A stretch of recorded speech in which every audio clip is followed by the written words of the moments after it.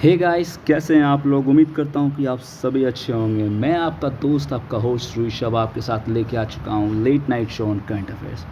तो आज है 13 जुलाई और आज हम लोग जानने वाले हैं कुछ करंट अफेयर्स के बारे में, कुछ इंपॉर्टेंट करंट अफेयर्स के बारे में डिस्कस करने वाले हैं। अगर आप मेरे चैनल पर न्यू हो तो चैनल को जाओ, सब्सक्राइब करो और नीचे टेलीग्राम चैनल दिया हुआ है, वहाँ से आप इस वीडियोज़ या फिर और सब वीडियोज़ के PDF ले सकते हो। ठीक है, तो बिना कोई टाइम वेस्ट किए let's start a video. So first news, हमारे पास पहला न्यूज़ है कि इंडिया का पहला LNG फैसिलिटी प्लांट चालू किया गया है। तो ये न्यूज़ में इसलिए है क्योंकि हमारे मिनिस्टर ऑफ रोड ट्रांसपोर्ट और हाईवे के नितिन गडकरी जी ने इनॉग्रेट किया है पहला private LNG facility. It is not LPG, it is LNG, liquefied natural gas.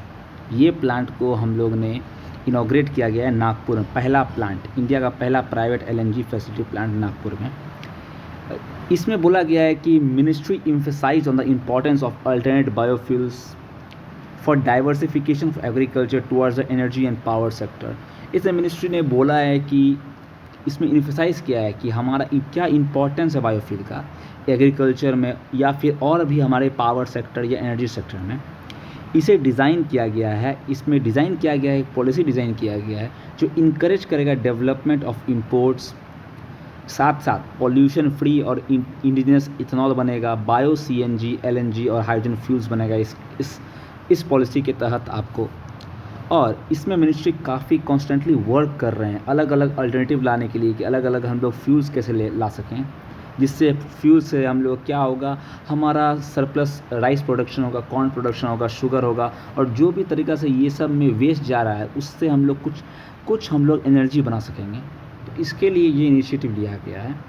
अब बायोफ्यूल्स होते क्या हैं, तो कोई भी हाइड्रोकार्बन का फ्यूल जो कि प्रोड्यूस किया जाता है ऑर्गेनिक मैटर से एक शॉर्ट पीरियड ऑफ टाइम, ठीक है, में उसे हम लोग कहते हैं बायोफ्यूल कहते हैं। इसे हम लोग बायोफ्यूल कहते हैं। बायोफ्यूल में अब सॉलिड भी हो सकता है, लिक्विड भी हो सकता है और वो गैसियस भी हो सकता है नेचर में। और ये जो है वो एक सब्स्टिट्यूट की तरह काम करेगा, वो रिप्लेस करेगा आपको डीजल को, पेट्रोल को या फिर और भी अदर फॉसिल फ्यूल्स को जैसे कोल।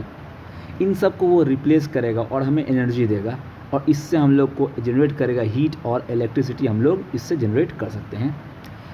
क्या है रीज़न, क्या मेन रीज़न है हम लोग बायोफ्यूल्स की तरफ शिफ्ट कर रहे हैं।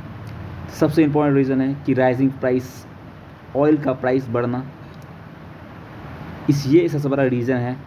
इसके अलावा हम लोग जो डिपेंडेंट हैं दूसरे कंट्रीज़ पे, जैसे कि सऊदी अरब या कुवैत, जो जैसे कंट्रीज़ पे हम लोग डिपेंडेंट हैं क्रूड ऑयल के लिए, उसमें हमारा डिपेंडेंसी कम हो जाएगा। ये हम लोग को हेल्प करेगा अब खुद का इंडिजिनस डेवलपमेंट करने के लिए बायोफ्यूल से। तो काफ़ी इम्पोर्टेंट है। तो अब हम लोग अगर कैटेगराइज करेंगे बायोफ्यूल्स को तो 3-4 कैटेगरी में डिवाइड होते हैं। First generation, second generation, third generation and fourth generation.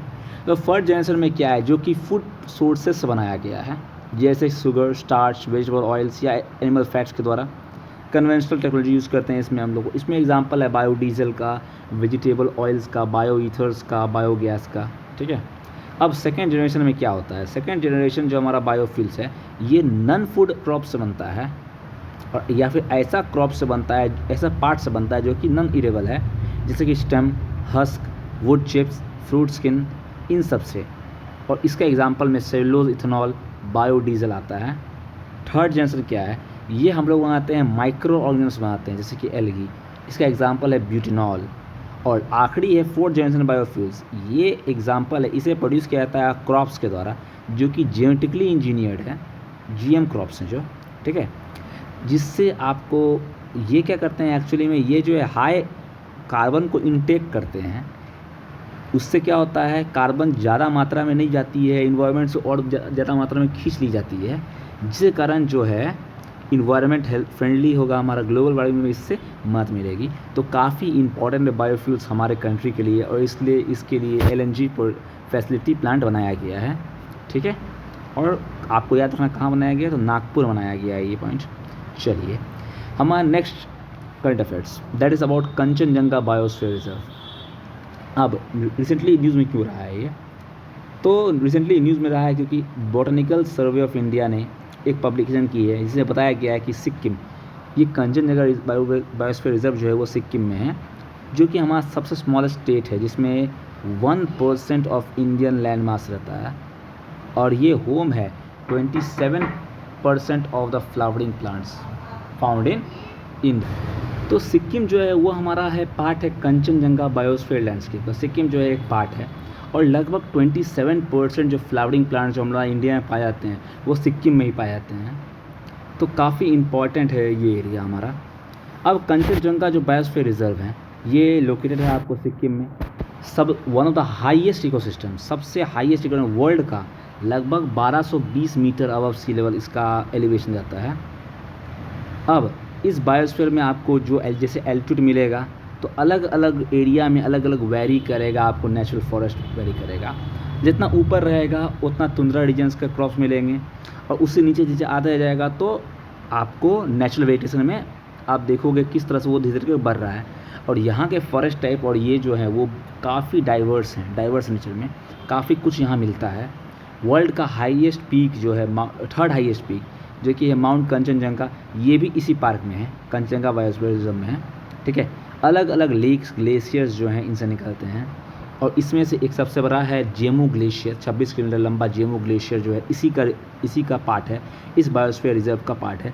तो क्वेश्चन बन सकते हैं इस बायोस्फीयर रिजर्व से, न्यूज़ में भी रहा है, क्वेश्चन बन सकते हैं कि इसमें से जेमू ग्लेशियर जो है किस बायोस्फीयर रिजर्व का पार्ट है। तो आपको उसका आंसर ना कंचनजंगा बायोस्फीयर रिजर्व का पार्ट है। ठीक है, नाउ कंचनजंगा नेशनल पार्क जो है उसे डेजिग्नेट किया गया है वर्ल्ड हेरिटेज साइट में 2016 में, और इसे मिक्स कैटेगरी में रखा गया है, मिक्स हेरिटेज साइट रखा गया है। कंचनजंगा बायोस्फीयर रिजर्व जो है वो सिक्किम में है, थर्ड हाईएस्ट पीक है उसका माउंट कंचनजंगा, और इसे यूनेस्को के world network of biosphere reserves में भी रखा गया है, और ये 11th ऐसा बायोस्फीयर रिजर्व था जिसे इंक्लूड किया गया था बायोस्फीयर नेटवर्क में। ठीक है, इसका लोकेशन जो है वो बॉर्डर करता है आपको तिब्बत में, चाइना में, और इसका जो क्लोज है वो भूटान से भी है। और इसके लिए काफ़ी ज़्यादा जॉइंट कोलैबोरेशन किए जाते हैं अलग अलग कंट्रीज़ के द्वारा इसके बायोडाइवर्सिटी को कंजर्व करने के लिए। जैसे कि अगर इंक्रीज़ किया जाएगा, अनरेगुलेटेड टूरिज्म किया जाएगा, लैक ऑफ अवेयरनेस होगा इस लैंडस्केप के लिए, या शॉर्टेज ऑफ स्टाफ होगा, तो ये कुछ बड़ा बड़ा चैलेंजेस है इसको मेंटेन करने के लिए रिजर्व के। क्योंकि यहाँ पे टूरिज़्म, क्योंकि सिक्किम जो है काफ़ी अच्छा जगह है घूमने के लिए, टूरिस्ट प्लेस है, तो काफ़ी टूरिस्ट आते हैं यहाँ पे। लेकिन अगर अनरेगुलेटेड टूरिज़्म रहेगा तो इससे हमारे जो नेचुरल हैबिटेट है उस पर असर पड़ेगा। तो that is Kanchenjunga biosphere reserve. अब कुछ बायोस्फीयर रिजर्व्स के बारे में हम जानते हैं। टोटल मिला के 18 बायोस्फीयर रिजर्व हैं, और जिसमें से 12 को आपको मैन एंड बायोस्फीयर रिजर्व के प्रोग्राम में रखा गया है यूनेस्को के द्वारा।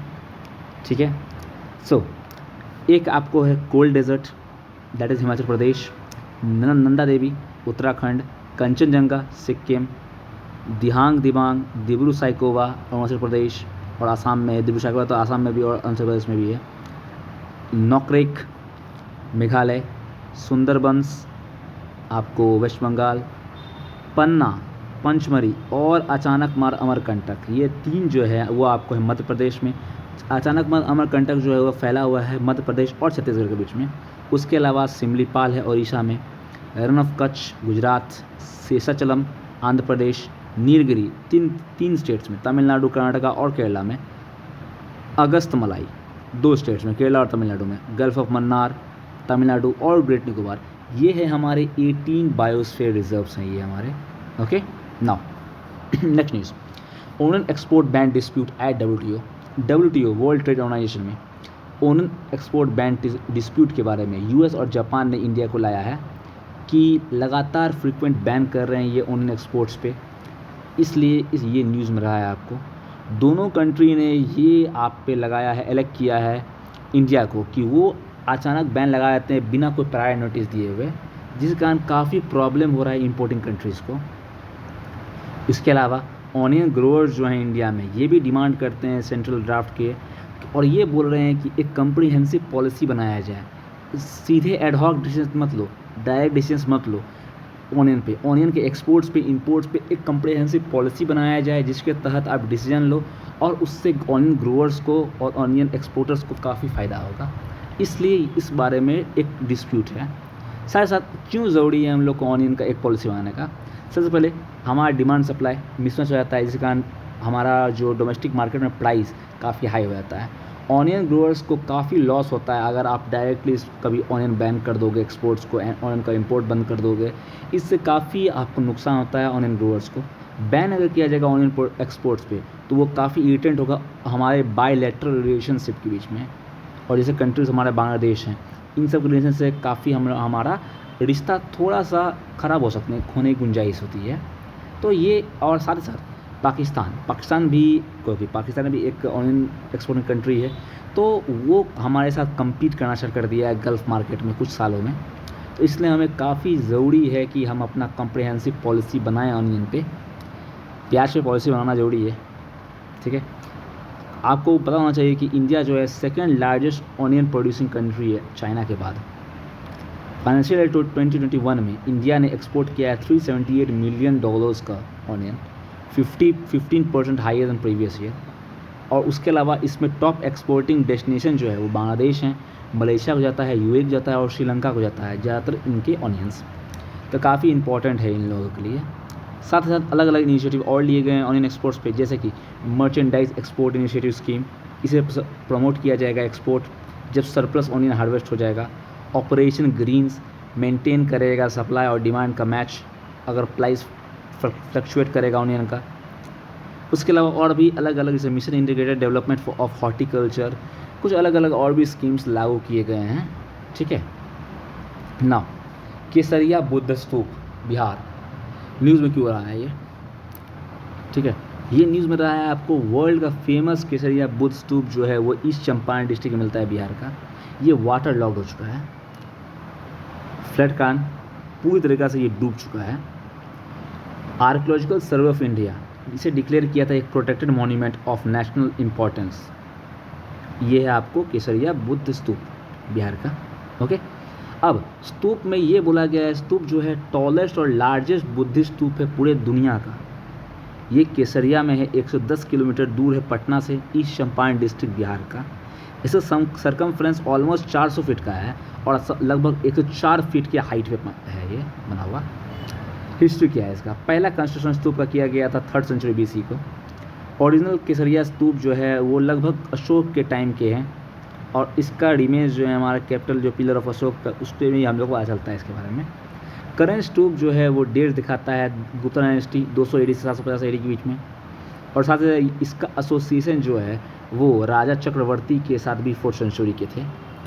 उसके अलावा ये माउंट जो है इनोग्रेट किया गया था बुद्ध के समय में, और ये डिस्क्रिप्शन देता है आपको लिच्छवीज वैशाली का, और बुद्ध के बारे में डिस्क्रिप्शन देता है। एंशिएंट टाइम में केसरिया जो था वो रूल में था, मौर्य और लिच्छवीज के रूल में था। ये कुछ हिस्ट्री की बातें आती है इस स्तूप में। नाउ कुछ फॉरेन ट्रैवलर्स जैसे फाहीन हुआनशैन यहाँ पे आए थे और इसे विजिट कर गए थे। डिस्कवरी जो गोल्ड कॉइन्स का है जो कनिष्क के द्वारा किया गया था कुषाण डायनेस्टी के, वो भी इसके बारे में बताता है, इस केसरिया का हेरिटेज के बारे में बताता है। अब एक्सप्लोरेशन क्या किया गया है, स्तूप का एक्सप्लोरेशन स्टार्ट किया गया अर्ली 19th सेंचुरी से, और इसको कर्नल मैकेंजी के द्वारा किया गया था 1814 में। लेटर कनिंघम के द्वारा, अलेक्जेंडर कनिंघम के द्वारा इन 61-62 में। 998 में आर्कियोलॉजिकल सर्वे ऑफ इंडिया की टीम के मोहम्मद के द्वारा एक्सकवेट किया गया इस साइड को। तो ये सब कुछ एक्सप्लोरेशन किए गए हैं, एक्सकवेट किए गए हैं, ठीक है। और बिहार में कुछ इंपॉर्टेंट जगह और है जैसे महाबोधि टेम्पल, नालंदा महाविहार, दोनों जो है ऊपर के ये यूनेस्को वर्ल्ड हेरिटेज साइट है। उसके बाद रोहतासगढ़ फोर्ट भी बिहार में फेमस है। तो उम्मीद करता हूँ कि आपको वीडियो काफ़ी अच्छा लगा हो। अगर आपको वीडियो अच्छा लगा हो तो प्लीज़ लाइक करो, शेयर करो और सब्सक्राइब करो मेरे चैनल को। मेरे टेलीग्राम चैनल का लिंक भी दिया हुआ है, जा करके उसमें आप PDF डाउनलोड कर सकते हो। तो तब तक के लिए जय हिंद, गुड नाइट।